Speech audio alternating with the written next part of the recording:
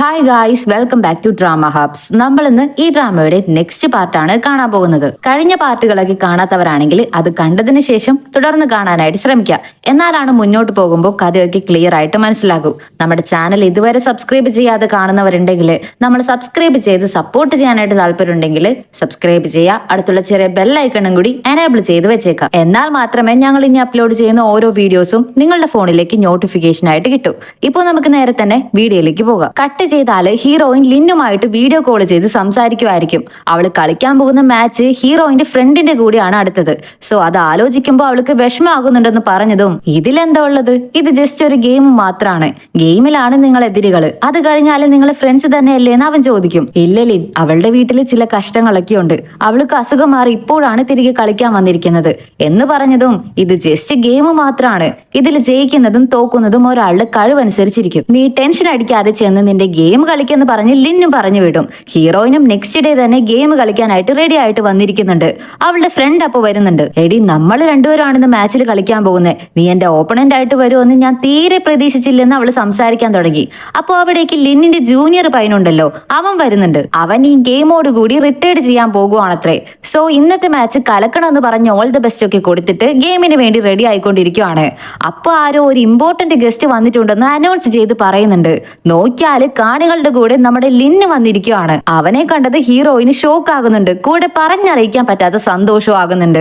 ഇപ്പോ ഗെയിമും സ്റ്റാർട്ടായി. ഈ ഗെയിമിൽ നമ്മുടെ ഹീറോയിൻ വളരെ ഈസി ആയിട്ട് വിൻ ചെയ്യുന്നുണ്ട്. അടുത്തത് ജൂനിയർ പയ്യനുണ്ടല്ലോ, അവന്റെ ഗെയിം തുടങ്ങി. ഈ ഗെയിമോടെ അവൻ റിട്ടയർഡ് ആയാലും അടുത്ത ലെവലിലേക്ക് പോയാല് അതാണ് അവന്റെ ഹയസ്റ്റ് ലെവല്. ഈ ഗെയിമിൽ അവനും വിൻ ചെയ്യുന്നുണ്ട്. ഹീറോയിനും അവനും ഗെയിം ഒക്കെ കളിച്ച് പുറത്തേക്ക് ഇറങ്ങി വരുമ്പോ എല്ലാവരും അവരെ അപ്രീഷിയേറ്റ് ചെയ്യുവാണ്. നിങ്ങൾ എന്തായാലും ഫൈനലിൽ ജയിച്ചേ മതിയാകുമെന്ന്. ഹീറോയിനും നേരെ ലിന്നിനെ മീറ്റ് ചെയ്യാനായിട്ട് വരുന്നുണ്ട്. നിനക്ക് വേണ്ടി ഒരു സ്പെഷ്യൽ ഹോട്ടലില് അപ്പോയിന്റ്മെന്റ് എടുത്ത് വെച്ചിട്ടുണ്ട്, വാ നമുക്ക് പോയാലോ എന്ന് വിളിച്ചതും ഹീറോയിനും വളരെ സന്തോഷത്തോടെ കൂടെ പോകുവാണ്.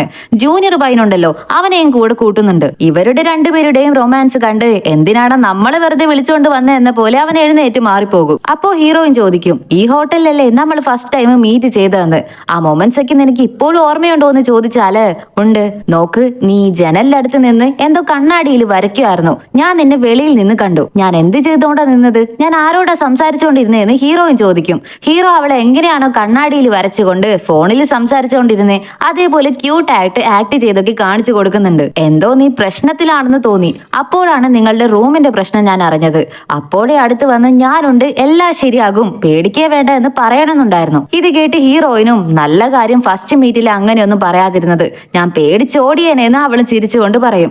അന്ന് നൈറ്റ് ഹീറോയിൻ ഉറങ്ങിയതിനു ശേഷം ലിന്ന് റൂം വിട്ട് പുറത്തേക്ക് ഇറങ്ങി വരുന്നുണ്ട്. അപ്പോ ജൂനിയർ പയ്യൻ പുറത്തിരിക്കുന്നത് കണ്ട് അവനുമായിട്ട് സംസാരിക്കാൻ തുടങ്ങി. ആ സമയം ജിയാങ് വിളിക്കുന്നുണ്ട്. ഫോൺ എടുത്ത് സംസാരിച്ച ലിന്ന് ആകെ ഷോക്ക് ആകുവാണ്. എന്താണ് പറഞ്ഞതെന്ന് അറിയില്ല. ഇവിടെ ഹീറോയിൻ ആണെങ്കിൽ നന്നായിട്ട് ഉറങ്ങിക്കിടക്കുമ്പോ ലിൻ പതിയെ ഉള്ളിലേക്ക് വന്ന് അവന്റെ പാസ്പോർട്ട് എടുക്കുന്നുണ്ട്. കണ്ണു തുറന്ന് ഹീറോയിനും എന്ത് പറ്റിയെന്ന് ചോദിക്കും. എനിക്ക് നാട്ടിലേക്ക് ഒന്ന് അത്യാവശ്യമായിട്ട് പോകണം, ഫൈനൽ മാച്ച് കാണാൻ എന്നെ കൊണ്ട് വരാൻ കഴിയില്ല, നീ നന്നായിട്ട് കളിക്കെന്ന് പറഞ്ഞിട്ട് അവനും ഇറങ്ങിപ്പോയി. നെക്സ്റ്റ് ഡേ മാച്ച് തുടങ്ങി. ഹീറോയിന്റെ കൊച്ച് അടുത്തിരിക്കുന്ന ഒരു പ്ലെയറോട് എന്ത് പറ്റി, അടുത്ത ടീമിൽ ഒരാളെ പോലും കാണുന്നില്ലല്ലോ, അവരൊക്കെ എവിടെയെന്ന് ചോദിച്ചാല് ഒരാള് പോലും നിൽക്കാതെ എല്ലാവരും പോയി. ജൂനിയർ പയ്യനുണ്ടല്ലോ, അവൻ പോലും മാച്ച് കളിക്കാതെ പോയി എന്ന് പറഞ്ഞതും കോച്ച് ആകെ കൺഫ്യൂസ്ഡ് ആകുന്നുണ്ട്. നമ്മുടെ ഹീറോയിനും ഗെയിം കളിക്കാൻ തുടങ്ങി. ഹീറോയി ഒരു പെണ്ണ് ലവ് ചെയ്യുന്നുണ്ടായിരുന്നു എന്ന് പറഞ്ഞില്ലേ, ആ പെണ്ണിന്റെ കൂടെയാണ് ഗെയിം ഉള്ളത്. സോ അതിൽ ഹീറോയിൻ തന്നെ വിൻ ചെയ്യുകയും ചെയ്യും. ഗെയിം കഴിഞ്ഞ് വന്നിരുന്നതും കോച്ച് പറയും അവരുടെ ടീംമേറ്റ്സ് എല്ലാവരും ചൈനയിലേക്ക് തിരികെ പോയെന്ന്. ഇത് കേട്ട് ഹീറോയിൻ ആകെ ഷോക്ക് ആകുന്നുണ്ട്. ലിന്നെ അടുത്തുള്ള നാട്ടിലേക്ക് പോയെന്നല്ലേ വിചാരിച്ചത്, ചൈനയിലേക്കാണോ പോയതെന്ന് കൺഫ്യൂസ്ഡ് ആയി അവള് നേരെ തന്നെ ലിന്നിന് മെസ്സേജ് ചെയ്യും. അപ്പോ കാര്യം എന്താണെന്ന് നമ്മുടെ ഹീറോ പറയും. എന്റെ മാസ്റ്റർ മരിച്ചുപോയി, ഞങ്ങളുടെ ടീം എല്ലാവരും തിരികെ പോയിക്കൊണ്ടിരിക്കുകയാണ്, നീ നന്നായിട്ട് ഗെയിം കളിക്കണം, നിന്റെ ശ്രദ്ധ മിസ്സാകാതിരിക്കാൻ വേണ്ടിയാണ് ഇത് നിന്നോട് പറയാതെ വന്നതെന്ന് ഹീറോ പറഞ്ഞതും ഹീറോയിൻ ഇത് കേട്ട് ഒരുമാതിരി ആകുന്നുണ്ട്. ലിന്നിനുള്ള ഒരേ ഒരു സ്വന്തം അവരാണ്, അവരിപ്പോ മരിച്ചുപോയി, ലിന്നിന് വളരെ വിഷമമായി കാണുമെന്ന് പറഞ്ഞ് ഇവൾക്ക് എന്താ ചെയ്യേണ്ടതെന്ന് മനസ്സിലാകുന്നില്ല. ഹീറോ ഫ്ലൈറ്റിലായതുകൊണ്ട് അവനെ കൊണ്ട് ഒന്ന് സംസാരിക്കാനോ ടെക്സ്റ്റ് ചെയ്യാനോ പറ്റുന്നില്ല. അതുകൊണ്ട് അവള് ഡോണിനെ കോൾ ചെയ്യും. നീ കാര്യങ്ങളൊക്കെ അറിഞ്ഞു അല്ലേ, അവർ നോർമലായിട്ട് സംസാരിച്ചുകൊണ്ടിരിക്കുമ്പോഴായിരുന്നു പെട്ടെന്ന് താഴെ വീണു മരിച്ചുപോയി, നീ വിഷമിക്കൊന്നും വേണ്ട, നീ ഗെയിമിൽ ശ്രദ്ധിക്ക്, ഞാൻ ലിന്നിനെ നോക്കിക്കോളാം എന്ന് പറഞ്ഞ് അവരും കോള് കട്ട് ചെയ്യും. ഇവിടെ ഹീറോ അവന്റെ പഴയ കാര്യങ്ങളൊക്കെ ഓർത്ത് നോക്കുന്നുണ്ട്. മാസ്റ്റർ ജിയാങ്ങിനെ വിളിച്ച് ഈ പയ്യൻ നന്നായിട്ട് കളിക്കുന്നുണ്ടല്ലോ, കൂടെ ചെറിയ അനിയനും ഉണ്ട്, അച്ഛനും അമ്മയും ഇല്ലെന്ന് പറഞ്ഞ് മാസ്റ്റർ ഹീറോയെയും അനിയനെയും അവരുടെ വീട്ടിലേക്ക് കൊണ്ടുവന്ന് നല്ല ഫുഡുകളൊക്കെ ഉണ്ടാക്കി കൊടുത്തിരുന്നു. മാസ്റ്റർ അവനെ കുറച്ചായിട്ട് ട്രെയിൻ ചെയ്യിക്കാനും തുടങ്ങി, സ്വന്തം മകനെ പോലും നോക്കാനും തുടങ്ങി.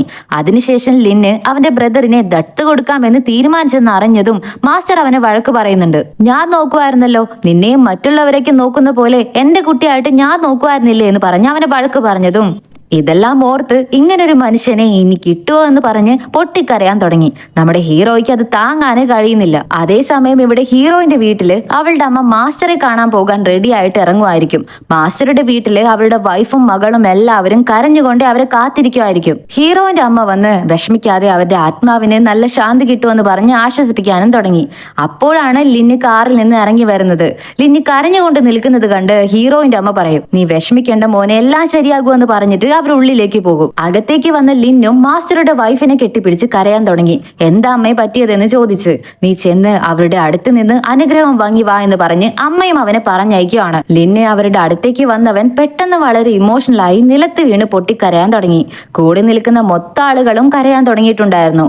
ജിയാങ് അടുത്ത് വന്ന്, അവർക്ക് നിന്റെ മേലെ യാതൊരു ദേഷ്യമില്ലടാ, അവസാനം വരെ ഉണ്ടായിരുന്നില്ല, നീ ഇങ്ങനെ കുറ്റബോധത്തില് കരയല്ലേടാ എന്ന് പറഞ്ഞ് പിടിച്ചതും ഞാൻ തെറ്റ് ചെയ്തു പോയി എന്ന് പറഞ്ഞ് ലിന് കരഞ്ഞുകൊണ്ട് പുലമ്പാൻ തുടങ്ങി. ഇവിടെ ഹീറോയിനെ കാണിച്ചാല് അവള് വളരെ ടെൻഷനിലാണ്. ഹീറോയെ എന്ത് പറഞ്ഞ് സമാധാനിപ്പിക്കണം, ആശ്വസിപ്പിക്കണം എന്നൊന്നും അവൾക്ക് അറിയില്ല. അന്ന് രാത്രി ശവപ്പെട്ടിക്ക് കാവലായിട്ട് ജിയാങ് ലിന്നുമാണ് ഇരിക്കുന്നത്. അപ്പൊ ജിയാങ് പറയും, ഞാൻ ഹോസ്പിറ്റലായിരിക്കുമ്പോ മാസ്റ്റർ എന്നെ കാണാൻ വന്നിരുന്നു. ഞാൻ അവരോട് പറഞ്ഞു, നീ ക്ലബിന്റെ ചുമതല ഏറ്റെടുക്കാനായിട്ട് തീരുമാനിക്കുന്നുണ്ടെന്നോ അവനോട് ഏറ്റെടുക്കാൻ പറ ജിയാങ് എന്ന് മാത്രമേ അവർ മറുപടി പറഞ്ഞോളൂ. വേറെ ഒന്നും തന്നെ പറഞ്ഞില്ല.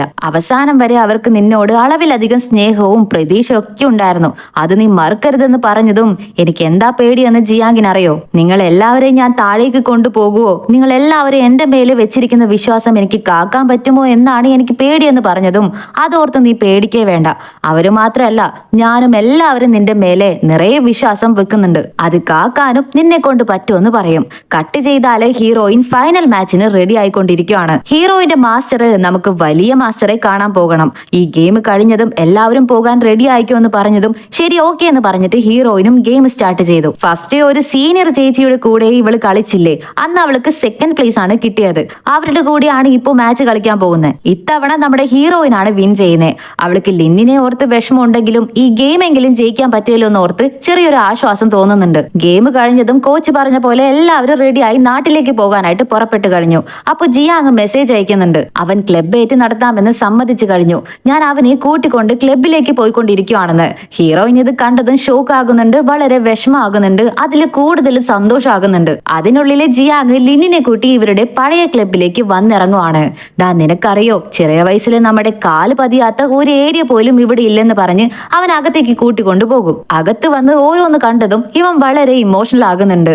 ഇന്ന് നമ്മൾ വലിയ പ്ലേയേഴ്സ് ആണ്, എന്നിട്ടും ഇവിടെ മാറാതെ അങ്ങനെ തന്നെ ഉണ്ടെന്ന് പറഞ്ഞതും ജിയാങ് അതിലും ഇമോഷണൽ ആകുന്നുണ്ട്. ഇനി മാസ്റ്ററുടെ കടമ നമ്മുടെയാണ്, ആ കടമ നമ്മൾ നിറവേറ്റാൻ പോകുവാണെന്ന് പറഞ്ഞുറപ്പിച്ചിട്ട് അവിടെ നിന്ന് തിരികെ ഇവരുടെ പ്ലേസിലേക്ക് വരുമ്പോ മറ്റുള്ള എല്ലാവരും സംസാരിക്കാനായിട്ട് വെയിറ്റ് ചെയ്ത് നിൽക്കുമായിരിക്കും. മാസ്റ്ററിന് വേണ്ടി ചടങ്ങുകളൊക്കെ ചെയ്യേണ്ട ആവശ്യമുണ്ട്. സോ അവർക്ക് വലിയൊരു കുടുംബമുണ്ട്, ആ കുടുംബം നമ്മൾ തന്നെയാണ്, ആരും വിഷമിക്കരുത്, എത്ര റെസ്പെക്റ്റോട് കൂടി അവരെ പറഞ്ഞയക്കാൻ പറ്റുമോ അങ്ങനെ തന്നെ ചെയ്യാമെന്ന് ലിന്ന് പറഞ്ഞതും എല്ലാവരും അതെ എന്ന് പറയും. ഇതോടെയാണ് ഈ പാർട്ട് ഇവിടെ കഴിഞ്ഞിരിക്കുന്നത്. അടുത്ത പാർട്ടുമായിട്ട് വേഗം തന്നെ കണ്ടുമുട്ടാം. ഇനി രണ്ട് പാർട്ട് കൂടി മാത്രമേ ഈ ഡ്രാമയിൽ ബാക്കിയുള്ളൂ. അതുകൂടി കഴിഞ്ഞാല് നമ്മുടെ ഈ ഡ്രാമ ഫിനിഷായി. സോ മറ്റൊരു നല്ല ഡ്രാമ തുടങ്ങുന്നതായിരിക്കും. അപ്പോൾ നമ്മുടെ ചാനൽ പുതിയതായിട്ട് കാണുന്ന കൂട്ടുകാർ ആരെങ്കിലും ഉണ്ടെങ്കിൽ സബ്സ്ക്രൈബ് ചെയ്യുക, സപ്പോർട്ട് ചെയ്യുക. നമ്മുടെ ഇൻസ്റ്റാഗ്രാമും മറ്റ് ചാനൽസും ഫോളോ ചെയ്യാത്തവരുണ്ടെങ്കിൽ അതും കൂടി ഒന്ന് ഫോളോ ചെയ്ത് നമ്മൾ സപ്പോർട്ട് ചെയ്യാനായിട്ട് ശ്രമിക്കുക. ഈ ഡ്രാമയുടെ സെക്കൻഡ് ലാസ്റ്റ് പാർട്ടുമായിട്ട് നമുക്ക് നാളെ തന്നെ കണ്ടുമുട്ടാം. അതുവരേക്കും എല്ലാവർക്കും ബൈ.